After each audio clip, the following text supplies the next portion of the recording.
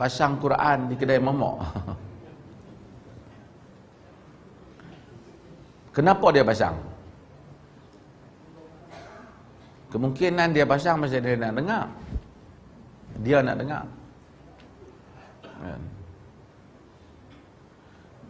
Dia, kita kena tengok. Kalau sekiranya dia pasang Al-Quran dan kemudian orang mai dengar, ada orang sembang sikit. Asal bila orang pasang Quran, dengar Quran, asal. Quran ni ada dua. Satu kita terdengar, satu kita mendengar. Mendengar ni kita duk tunggu nak dengar. Macam orang baca aku nak dengar.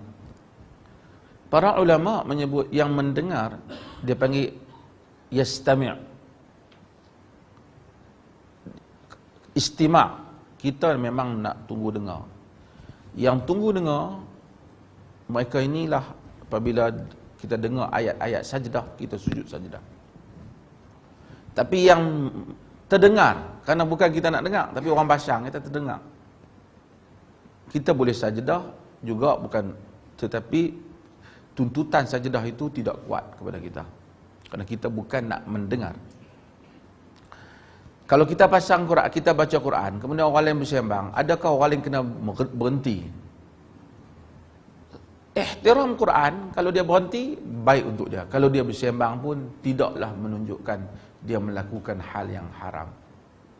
Kerana orang bercakap, orang baca Quran, kalau semua orang baca Quran, kita kena diam dalam keadaan, maka orang tak boleh buat kerja apa-apa lah.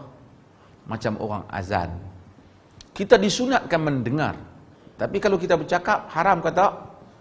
Riwayat Al-Bukhari, dia menyebut di dalam Sahih Al-Bukhari tentang Atha' bin Abi Rabah, dia menyebut mereka bercakap ketika membaca Al-Quran, mendengar azan.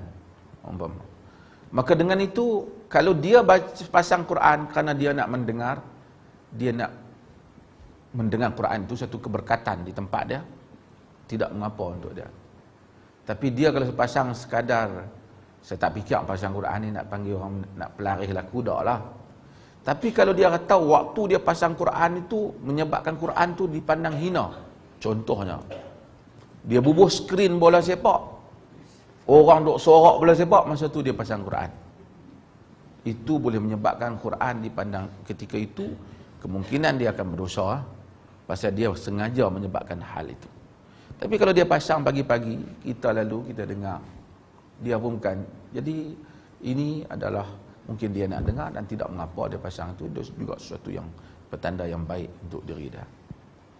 Ini hal ni para ulama sebut, mestinya saya sebut dulu, keadaan kita sendirilah, kan. Kadang-kadang kita tengok orang duk bersembang, rancak, kita tak mau bagi dia bersembang, kita pasang Quran. Kita salah. Sama seperti mana kita duduk dalam masjid, orang nak keluar dalam masjid, kita pergi semayang sunat kat pintu. Jadi orang lain tak boleh nak keluar lah. Tak apa, aku semayang apa ni, tak boleh keluar lah. Kata mazhab Malik, kalau sekiranya orang tu ada pilihan pintu ni pun sana ada, dia keluar ke situ juga, orang yang keluar tu pun berdosa, yang semayang pun berdosa. Kalau tak ada pilihan, tu je pintu dia, dia yang berdosa, bukan yang melintas tu berdosa. Dan ini disebut oleh dalam Fathul Bari oleh Imam Ibn Hajar Al-Asqalani.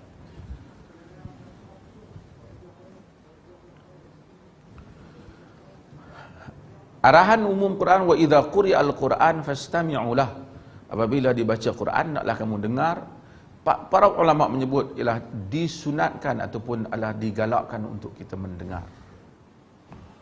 Bukan kalau dia kata bila baca Quran langsung orang tak boleh cakap, dia haram cakap, ini adalah sesuatu yang mustahil untuk manusia buat, kerana manusia ramai baca Quran. Kita masuk dalam masjid dengan orang baca Quran, kita tak boleh cakap apa umpamanya.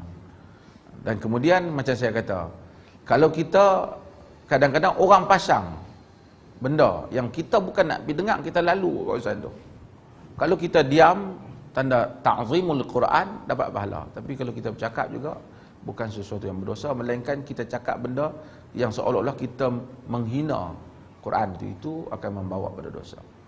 Tapi asalnya memang baca Quran memang untuk kita dengar.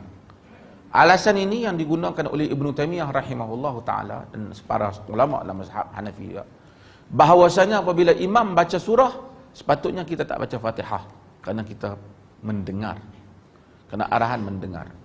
Kerana Ibn Taymiyah panjang membahaskan hal ni, kerana Ibn Taymiyah kata ini mustahil, pelik. Macam mana orang duk baca Quran, yang seorang tu imam pun baca, yang kita pun duk kalut baca Fatihah, apa faedah imam baca? Maka dengan itu kata dia, hendaklah kita diam apabila imam membaca Quran. Itu mazhab yang dipilih oleh Syekhul Islam Ibn Taymiyah rahimahullah. Terima kasih banyak. Banyak ni.